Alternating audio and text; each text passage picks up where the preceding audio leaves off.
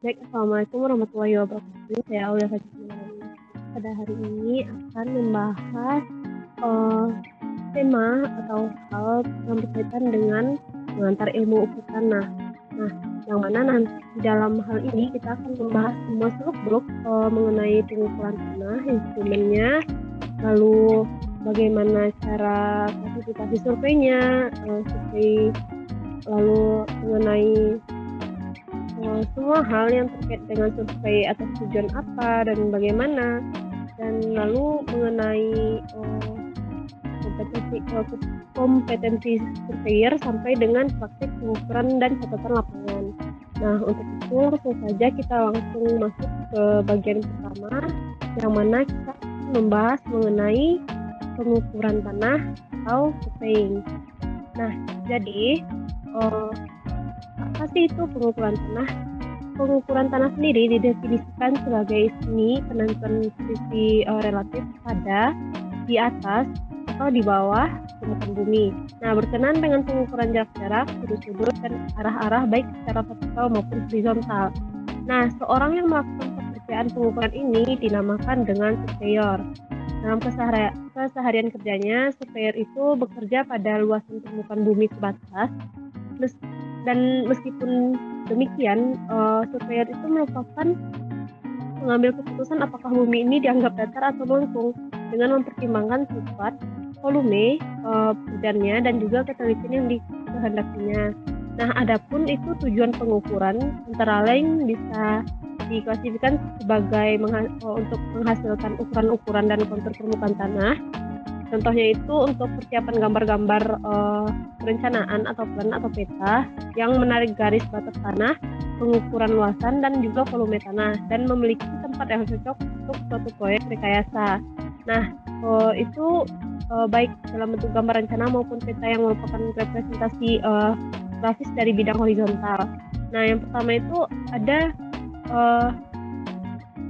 skala besar yang dikatakan skala besar, sedangkan yang terakhir itu ada yang dinamakan sebagai skala scale. Nah, skala itu didefinisikan sebagai perbandingan tetap antar jarak lokasi di peta dengan di permukaan bumi. Nah, contohnya itu ada skala 1:500, artinya itu 1 unit jarak di lapangan sama dengan 500 kali unit jarak di peta. Nah, seringkali itu pemilihan skala pada proyek tertentu bergantung pada kerangka yang telah ada atau kepraktisan dalam pembawaannya. Nah, lalu kita masuk ke dalam pembahasan instrumen survei di masa lalu. Nah, sejarah berkembangnya survei pengukuran itu sebenarnya tidak terlepas ya dari ilmu-ilmu astronomi, astrologi juga, dan matematika. Awalnya itu matematika kan dikembangkan untuk keperluan praktis dalam kehidupan masyarakat di masa itu. Nah, orang-orang Mesir, Yunani, dan juga Romawi itu menggunakan prinsip-prinsip pengukuran surveying dan matematika untuk pematokan batas kepemilikan tanah. Nah, juga penempatannya atau disebut dengan stake out, bangunan-bangunan di publik, itu pengukuran dan perhitungan luas tanah juga termasuk di dalamnya. Nah, adapun hubungannya itu yang erat antara matematika dan ukuran tanah itu nampak dari istilah-istilah matematikanya. Contohnya itu ada geometri, yang menurut bahasa Latin sendiri berarti sebagai pengukuran bumi. Nah, istilah lain yang terkait juga itu seperti geometronik yang digunakan pada pengukuran dan pemetaan. Nah, lalu surveyor Roma itu disebut dengan gromatisi. Nah, yang ini orang-orang Romawi itu disebut dengan gromatisi, itu pun karena ada alasan bahwasanya mereka itu menggunakan alat yang dinamakan dengan Roma. Nah, tujuan utama pengukurannya itu adalah untuk membuat sudut dua garis satu dengan lainnya di permukaan tanah. Nah, Roma test itu nama yang diberikan pada instrumen sifat datar yang terbuat dari kayu sepanjang 20 kaki. Di tengah-tengah itu diberi lubang atau dinamakan dengan groove sedalam 1 inci dan sepanjang 5 kaki. Jika gelembungnya itu berada di tengah-tengah dan tetap, jadi garis horizontalnya telah terbentuk. Nah, lalu ada lagi yakni teleskop. Nah, teleskop ini ditemukan oleh Lippershey pada tahun 1607, di mana penemuan ini mempunyai andil besar terhadap perkembangan peralatan survei dalam hal peningkatan ketelitian dan kecepatan pengukuran. Nah, juga pada tahun 1631 itu ada namanya Pierre Vernier, orang Prancis yang mempublikasikan penemuan instrumen lagi dinamakan dengan Vernier. Nah, yang sekarang itu digunakan sebagai alat pembagian skala yang akurat. Nah, sebelum itu teleskop juga digunakan untuk pengukuran sudut ya. Orang banyak menggunakan tip sight sebagai garis bidik yang banyak digunakan pada survei tambang dan survei tanah. Nah, instrumen tersebut dinamakan dengan circumferentor. Nah, lalu selanjutnya itu ada dua orang Amerika, Draper dan Young, dari tahun 1830 itu merancang instrumen yang mengukur sudut yang dapat diputar pada sumbunya tanpa harus melepaskannya. Nah, instrumen ini sekarang dinamakan dengan transit. Transit ini sebenarnya merupakan istilah yang digunakan untuk teodolit sekarang, yang teleskopnya dapat diputar sebanyak 180 derajat terhadap sumbu horizontalnya sehingga posisinya menjadi berlawanan. Nah, lawannya lagi itu adalah teodolit non-transit yang teleskopnya itu nggak bisa diputar sebanyak 180 derajat. Nah, sejak itu peralatan mengalami perubahan dan mempunyai andil yang besar dalam perkembangan survei. Nah, lalu itu ada transit atau teodolit, merupakan instrumen yang digunakan untuk mengukur sudut-sudut horizontal dan vertikal. Nah, di Eropa sendiri nih, orang-orang pada mulanya itu memakai istilah transit teodolit untuk jenis instrumen ukur ini. Namun, pada perkembangannya lagi, orang-orang Eropa itu cenderung menyebutnya sebagai teodolit saja, sedangkan orang-orang Amerika menyebutnya sebagai transit. Nah, dari kenampakannya itu transit sebenarnya lebih terbuka, lingkaran logamnya itu dapat dibaca dengan jenis, sedangkan teodolit mempunyai kenampakan yang tertutup. Teodolit sendiri mempunyai beberapa kemampuan yang menguntungkan, seperti dia lebih ringan, mudah dibaca dan lain-lain, sehingga mampu mendominasi keberadaan transit Amerika gitu. Selanjutnya yang ada di pembahasan kita itu lebih memakai istilah teodolit.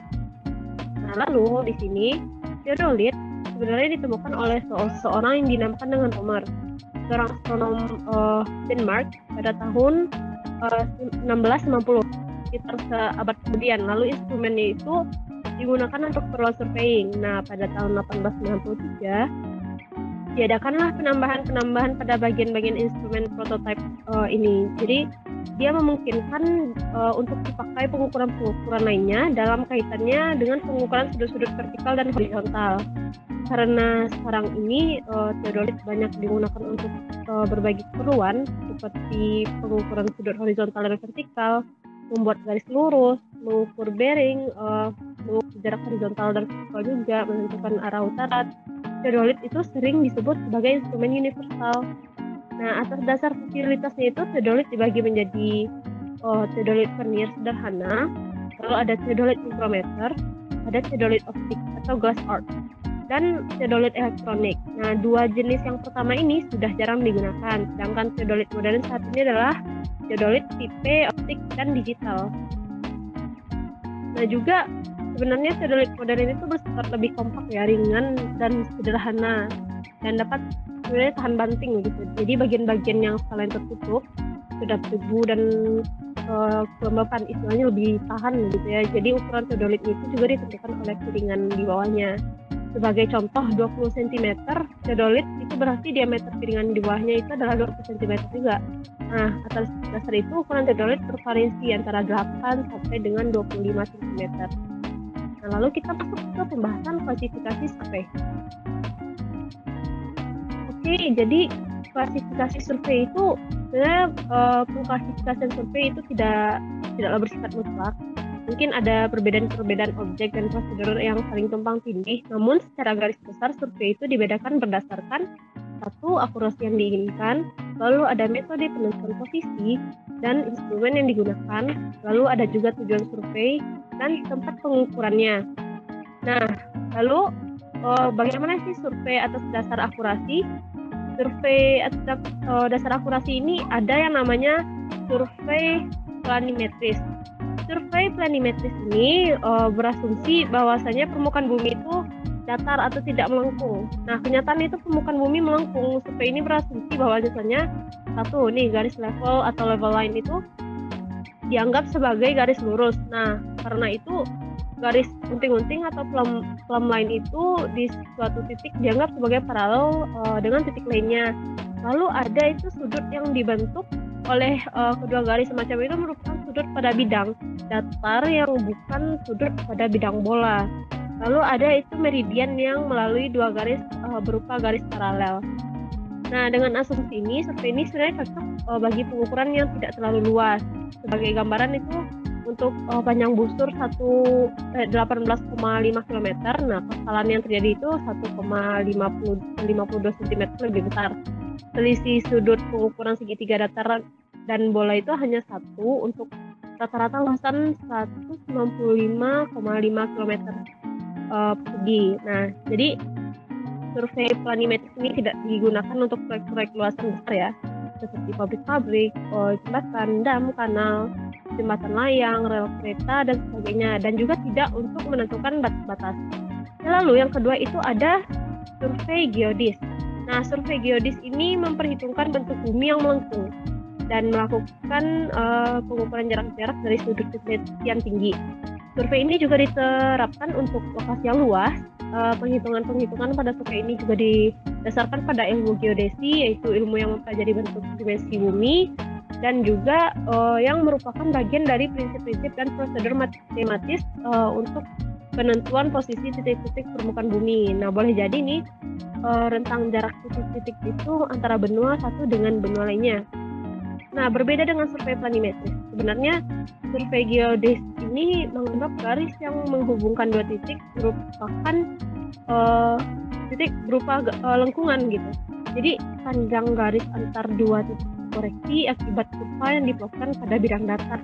Nah, sudut-sudut yang terbentuk sebagai perpotongan garis-garis itu merupakan sudut-sudut bola namanya. Nah, untuk maksud semua itu, jika masih bingung, itu diperlukan keterpaduan pekerjaan lapangan dan pertimbangan perhitungan-perhitungan matematis. Nah, survei geodis sering digunakan untuk pengadaan titik-titik kontrol teknologi ruang angkasa, kayak space control points gitu, yang selanjutnya akan digunakan untuk titik-titik ikat bagi titik-titik minor pada survei planimetris. Di Indonesia sendiri, titik-titik ini banyak disediakan oleh Badan Koordinasi Survei dan Pemetaan Nasional atau Bakosurtanal, dan sebagian lagi diadakan oleh Badan Pertanahan Nasional atau BPN. Nah, lalu kita masuk ke dalam pembahasan survei atas dasar metode penentuan posisi. Di sini ada beberapa seperti atas dasar metode penentuan posisi ini di permukaan bumi dibedakan antara terestris dan ekstraterestris. Nah, metode terestris itu dilakukan berdasarkan pengukuran dan pengamatan yang semuanya dilakukan di permukaan bumi. Sedangkan metode ekstraterestris itu dilakukan berdasarkan pengukuran dan pengamatan ke objek atau benda angkasa, baik itu yang alamiah maupun yang buatan. Nah, ada juga berbagai metode ekstraterestris ini yang dikenal selama ini seperti astronomi geodesi, fotografi satelit, SLR atau satellite laser ranging, lunar laser ranging, lalu ada very long baseline interferometry, itu lalu ada transit atau Doppler, dan lalu ada GPS atau Global Positioning System. Nah, lalu kita masuk ke pembahasan survei atas dasar instrumen. Survei atas dasar instrumen ini terdiri dari beberapa, contohnya itu ada survei chain, ada survei transverse, lalu ada survei bathymetry, survei leveling, survei plane tabling, dan ada survei triangulasi. Nah, masuk ke survei chain itu dilakukan pada luasan yang sempit, terbuka, dan pekerjaan lapangannya hanya dilakukan dengan pengukuran linear atau jarak-jarak dengan angka amperan. Kelemahannya itu survei ini sebenarnya sulit dilakukan ya pada tempat yang banyak hambatan seperti pohon dan lalu tempat-tempat padat. Nah, survei ini direkomendasikan untuk perencanaan pembangunan gedung, jalan, irigasi, dan juga saluran limbah. Lalu kita masuk ke pembahasan survei transfer, di mana transfer ini digunakan untuk pengukuran yang melibatkan pengukuran jarak-jarak dengan meteran atau chain. Nah, arah-arah dan sudut-sudutnya itu dengan kompas atau teodolit. Nah, kecepatannya itu dan akurasinya transfer bergantung kepada pekerjaan lapangannya. Sebagai contoh nih, pada pengukuran batas dirancang pengukuran dengan transfer terbuka. Nah, sementara itu untuk pengukuran daerah yang padat dirancang, pengukuran transfer tertutup. Survei transfer itu cocok untuk proyek-proyek besar seperti pembangunan waduk atau dam. Nah, survei ini juga identik dengan survei poligon karena alat yang digunakan pun sama. Lalu kita masuk ke dalam pembahasan survei trasimetri. Survei trasimetri ini istilahnya itu digunakan untuk survei-survei yang menggunakan metode pengukuran jarak horizontal dan vertikal dengan pengamatan rambu melalui teodolit teleskop, khususnya yang dilengkapi dengan benang-benang stadia dan lens analitis tentunya. Jadi metode ini sangat berguna bagi lokasi yang sulit dijangkau dalam melakukan pengukuran jarak horizontal langsung. Metode ini juga cocok sebenarnya digunakan untuk membuat kontur bagi pembangunan perumahan, bendungan, dan sebagainya. Lalu kita masuk ke pembahasan survei leveling. Survei leveling ini juga disebut sebagai survei penyipat datar, di mana istilah ini sebenarnya digunakan untuk survei pengukuran ketinggian vertikal, jadi relatif titik-titik dengan suatu sifat datar, water path, dan rambu. Nah, dalam perencanaan proyek konstruksi itu dari mulai bangunan kecil sampai dengan bendungan, penting diukur ke dalam galian, fondasi, transit, urungan, dan sebagainya. Hal ini hanya mungkin itu dilakukan dengan baik dengan mengukur tinggi relatif permukaan tanah dan penyipat datar. Lalu ada survei point tabling. Survei point tabling ini digunakan untuk pengukuran grafis yang dilakukan secara serentak antara pekerjaan lapangan dan plotting. Nah, lalu ada clinometer atau alat ukur lereng bersama pada plan table ini digunakan untuk mengeplot garis-garis kontur. Nah, keuntungan dari survei ini sebenarnya seperti kecil kemungkinan dijumpai data pengukuran yang tertinggal atau terlupakan karena dilakukan plotting langsung di lapangan. Sedangkan kelemahannya itu tidak direkomendasikan pada medan beriklim lembab. Lalu kita pindah ke survei triangulasi. Nah, survei triangulasi ini jika akan dilakukan pengembangan wilayah, contohnya seperti hal-hal yang berkaitan dengan analisis tersebut, itu diadakanlah survei triangulasi ini. Nah, jadi wilayah itu dibagi-bagi menjadi jaringan segitiga. Nah, di mana beberapa sisi dipilih dan diukur secara teliti yang disebut dengan baseline. Semua sudut diukur dengan transit, kemudian garis-garis lainnya itu dihitung melalui data ukuran baseline dan sudut-sudut dikoreksi dengan rumus-rumus sinus. Lalu kita akan pindah pembahasan ke pembahasan mengenai survei atas dasar tujuan. Nah, survei atas dasar tujuan ini juga terdiri dari beberapa. Yang pertama itu ada survei rekayasa, survei pertahanan, survei geologi, survei geografi, survei tambang, survei arkeologi, dan yang terakhir itu adalah survei road. Jadi untuk yang pertama itu adalah survei rekayasa. Nah, survei ini dilakukan untuk penyediaan data yang lengkap. Desain rekayasa contohnya itu seperti jalan layang, rel kereta, saluran air, saluran limbah, bendungan, jembatan, dan sebagainya. Dan survei ini juga terdiri dari tahap-tahap tertentu seperti survei topografi, lalu ada pengukuran kerja lapangan, penyediaan spesifikasi kualitas, dan pelaksanaan pengukuran sampai dengan pekerjaannya itu selesai. Jadi survei ini juga sering disebut dengan survei konstruksi. Nah, lalu itu ada survei pertanahan. Nah, survei pertanahan ini merupakan survei yang menjadi bagian yang sangat penting gitu bagi militer. Jadi hasil survei ini akan menyediakan informasi strategis yang dapat dijadikan sebagai perusahaan kebijakan jalannya peperangan gitu. Jadi peta, foto udara, dan topografi penginderaan ini dapat mengindikasikan jalur-jalur penting, contohnya itu seperti bandara, pabrik, lalu tempat peluncuran rudal, pemantauan atau radar, lalu ada posisi penangkis serangan udara, dan penampakan topografis lainnya. Nah, dapat disiapkan sebenarnya dapat disiapkan melalui survei ini gitu. Jadi foto udaranya itu dapat menyediakan informasi penting tentang konsentrasi dan pergerakan pasukan-pasukan dan peralatan perang. Nah, informasi ini juga berguna untuk perencanaan strategis dan taktis untuk tetap bertahan atau menyerang. Nah, lalu kita pindah ke survei geologi. Nah, jadi masuk ke survei geologi ini, sebenarnya survei ini dilakukan baik untuk di permukaan bumi maupun permukaan bumi untuk menentukan lokasi, volume, dan cadangan mineral-mineral dan tipe-tipe batuan. Nah, dengan penentuan perbedaan struktur seperti lipatan-lipatan, ada patahan-patahan, ganjilan-ganjilan informasi, dapat ditentukan kemungkinan adanya seperti keterdapatan mineral-mineral berharga juga. Lalu masuk ke survei geografi. Nah, survei geografi ini dilakukan untuk menyediakan data dalam rangka pembuatan peta-peta geografi. Nah, peta-peta ini mungkin dipersiapkan untuk efisiensi analisis tata guna tanah, lalu ada sumber dan intensitas irigasi, lokasi-lokasi fisiografis termasuk air terjun, lalu ada seperti drenasi permukaan, kurva kemiringan dan profil kemiringan dan kontur. Juga itu termasuk di dalamnya itu seperti keadaan geologis secara umum. Lalu itu selanjutnya yang poin kelima itu ada survei tambang.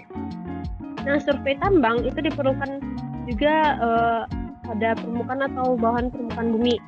Nah, survei ini terdiri dari survei topografi terhadap teknikan tambang dan pembuatan peta-peta permukaan.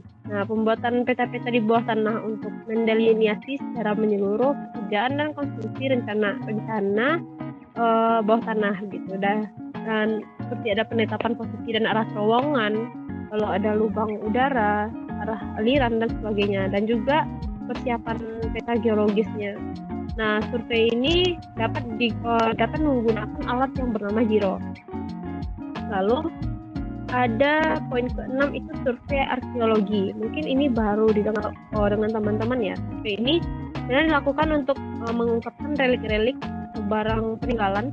Lalu ada yang antik dan kuno seperti dari peradaban, kerajaan, kota maupun kampung, benteng, candi dan sebagainya yang terkubur akibat gempa bumi, longsor atau bencana lainnya. Dan semuanya itu dilokalisir, ditandai dan diidentifikasi. Nah, ekskavasi di lokasi ini membantu kita merefleksikan sejarah, budaya dan perkembangan zaman, dan di mana hasil-hasil survei ini membantu merumuskan kaitan-kaitan evolusi peradaban manusia. Lalu yang terakhir itu adalah survey road.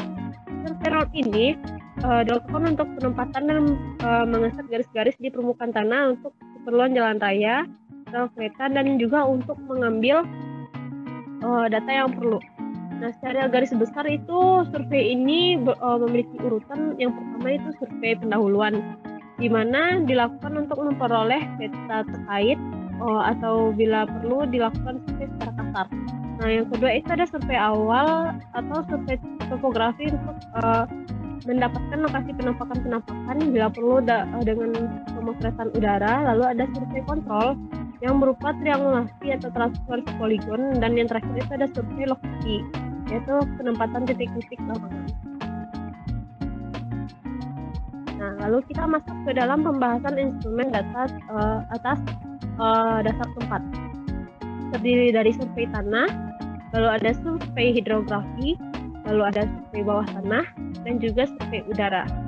Ini yang berdasarkan tempatnya ya. Jadi untuk survei tanah sendiri itu contohnya seperti pengukuran garis batas tanah, penentuan jarak dan azimutnya juga, lalu pembagian tanah atas dasar bentuk, ukuran, penghitungan luas, pemasangan patokan batas bidang tanah, dan penentuan lokasinya. Lalu ada itu survei hidrografi. Jadi survei ini berkaitan dengan badan air seperti contohnya sungai, danau, perairan pantai, dan pengambilan data garis pasang surut pantai dan badan-badan air gitu. Jadi selain itu termasuk dalam survei ini juga seperti penentuan bentuk permukaan di bawah air atau penilaian faktor faktor yang mempengaruhi navigasi pelayaran, keperluan air, dan konstruksi bangunan air. Lalu itu ada survei bawah tanah atau survei yang dipersiapkan untuk perencanaan bawah tanah, penempatan titik-titik dan arah terowongan, lubang udara, serta arah aliran dan sebagainya. Lalu dan yang terakhir itu ada survei udara, di mana survei ini dilakukan dengan pemotretan dari pesawat per kamera, dan di mana survei ini sangat berguna ya untuk pengadaan peta skala besar.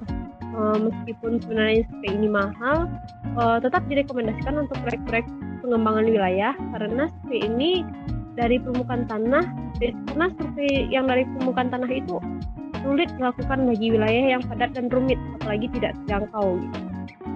Jadi ini tuh mengenai instrumen ya. Lalu kita pindah ke pembahasan kompetensi surveyor. Nah, lalu apa sih kompetensi surveyor itu seperti apa gitu? Jadi kompetensi surveyor itu merupakan kemampuan minimal surveyor yang wajib dimiliki agar dapat bekerja dengan baik dan profesional. Hal itu meliputi pengetahuan akademik, keterampilan teknis, dan karakternya juga. Jadi ketiga komponen ini saling mendukung ya dalam diri surveyor dalam menghadapi pekerjaan yang berat di lapangan. Nah, lalu surveyor yang kompeten itu harus memiliki pengetahuan tentang teori-teori pengukuran dan keterampilan praktis. Nah, jadi pada pengukuran planimetris gitu contohnya banyak digunakan geometri, aljabar, dan trigonometri. Nah, pengetahuan itu khususnya trigonometri wajib diberikan sejak awal kepada calon surveyor pemula. Sementara itu pekerjaan kantor pada survei geodis memerlukan pelatihan hitung-hitungan khusus lanjut yang lebih rumit gitu. Jadi untuk kesuksesan kerjanya, karakter dan pola pikir surveyor merupakan faktor-faktor potensial yang lebih penting daripada sekedar pengetahuan teknis gitu. Dan surveyor sendiri juga harus dapat memutuskan sesuatu yang dengan tepat dan rasional gitu. Jadi dia harus memiliki kendali emosi, cepat tanggap terhadap rekan-rekan kerjanya, dan membantu anak buahnya dan memperhatikan keperluan rekan kerjanya. Nah, dengan semua itu, jadi dia dapat merasa puas terhadap kerjanya kecuali diperoleh hasil akurat yang telah secara seksama dilakukan pengecekan. Nah, dengan hanya membaca buku saja, seorang surveyor itu tidak akan dapat mengembangkan keterampilan dan kemampuannya dalam memutuskan. Selain itu juga kemungkinannya dapat menanggapi kepuasan kinerja menjadi lebih rendah. Kecakapan bekerja hanya akan bisa terwujud dengan pelatihan lapangan yang rutin dan pembimbingan oleh surveyor profesional. Ada hal penting yang harus diperhatikan, yang lainnya itu di mana yang seorang surveyor itu harus memiliki kemampuan bertahan kerja di bawah tekanan alam dan kelelahan fisik, dan juga keselamatan kerja dan alat-alat survei juga merupakan hal yang harus diperhatikan. Jadi sangat kompleks ya teman-teman mengenai bagaimana sih cara menjadi surveyor seperti apa begitu. Ini kita masuk ke dalam pembahasan praktik pengukuran dan catatan lapangan. Nah, meskipun nampaknya teori survei planimetris itu sederhana, praktiknya di lapangan itu sebenarnya tidak mudah, bahkan sangatlah rumit. Nah, oleh karena itu, pelatihan-pelatihan kepada calon surveyor hendaknya dilakukan dengan arahan yang baik, meliputi keseluruhan kompetensi metode, lapangan, dan instrumen-instrumen yang terkait, dan pekerjaan-pekerjaan kantor juga. Nah, lalu dalam praktik pengukuran lapangan, penting untuk diketahui bahwasannya permasalahan survei bisa diatasi dengan metode pengamatan yang berbeda dengan menggunakan instrumen-instrumen yang juga berbeda. Nah, jelasnya itu seperti pengukuran dua batas pojok bidang tanah dapat dilakukan dengan metode perkiraan, dengan langkah dan stadia, lalu dengan meteran, dan pengukuran jarak elektronik seperti IDM atau satelit GPS.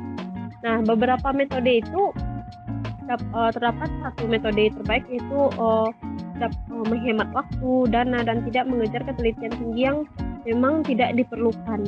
Namun perlu diwaspadai juga bahwasanya survei itu dapat dikatakan gagal jika tidak memenuhi ketelitian standar yang diinginkan. Nah, seorang surveyor itu harus mengetahui keseluruhan kerugian dan keuntungan metode-metode pengamatan yang berbeda, juga keterbatasan instrumen umumnya itu seperti waktu dan dana terbatas. Oleh karena itu juga seorang surveyor harus mampu memilih metode yang menghasilkan akurasi yang cukup untuk maksud survei tertentu.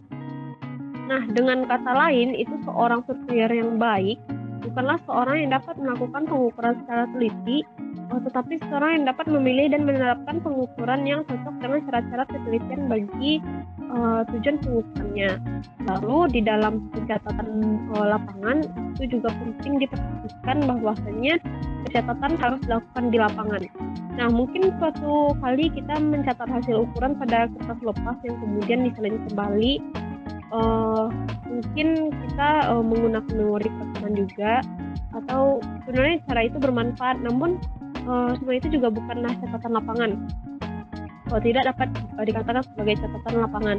Nah, di mana keabsahan dan kehandalan catatan lapangan itu selalu disangsikan kecuali setelah ditulis pada waktu dan tempat ketika data pengukuran itu diperoleh. Nah, lalu itu ada untuk mewujudkan dokumen yang lengkap, catatan seharusnya dilakukan pada untuk dalam mencatat semua data dan sekaligus interpretasinya dalam menjawab pertanyaan yang mungkin muncul pada saat survei dilakukan. Nah, seperti pencatatan yang tidak lengkap jika survei tidak sadar atas kegunaan data. Data itu tidak hanya digunakan pada saat itu saja sebenarnya, tetapi juga di masa yang mendatang. Nah, seringkali pengukuran itu kembali dilakukan setelah beberapa tahun berlalu dengan kondisi fisik yang berubah, dan misalnya seperti pengembalian batas tanah, catatan asli lengkap yang merupakan hal penting di dalam hal tersebut, dan juga jika tidak lengkap, catatan tersebut akan menjadi sia-sia. Nah, jadi supaya bermanfaat, catatan lapangan harus terbaca, dan untuk itu tidak hanya kejelasan penulisannya saja, tetapi juga untuk bentuk hurufnya. Nah, adapun beberapa hal yang perlu diperhatikan dalam pencatatan lapangan, diantaranya itu dilarang melakukan penghapusan. Jika ada kesalahan cukup dicoret saja dengan garis, dan kemudian data yang dibenarkan dituliskan di data aslinya. Lalu penghapusan akan mengurangi keabsahan data ukuran. Dan yang kedua itu ada gunakan singkatan atau simbol supaya ringkas, tetapi pastikan petugas kantor mengerti maksudnya. Dan yang ketiga itu pastikan indeksnya diisi semuanya, baik itu nomor halaman, hari, tanggal, nama surveyor, nama pencatat, instrumen yang digunakan, lokasi, dan seterusnya yang mungkin mempengaruhi hasil ukuran. Dan yang keempat itu tidak perlu ragu untuk menggunakan narasi dalam menjelaskan aspek-aspek penting dari proyek survei. Lalu gunakanlah selalu sumber data asli dalam memulai dan mengakhiri survei. Dan yang terakhir itu catat data sesuai dengan format formulirnya, karena hal ini sangat penting ya. Dimana contohnya jika dikehendaki sudut defleksi yang diukur, jangan menulisnya melalui sudut kanan yang ditransformasi begitu. Jadi catat data sesuai dengan format formulirnya. Baiklah, mungkin sekian dari pembahasan kita hari ini mengenai pengantar ilmu ukur tanah, di mana saya Aulia Fajrin Ramadhani Nasution. Mungkin undur diri. Jika teman-teman ada yang mau ditanya atau didiskusikan, boleh meninggalkan komentar di bawah. Wabillahi taufiq wal hidayah. Assalamualaikum warahmatullahi wabarakatuh.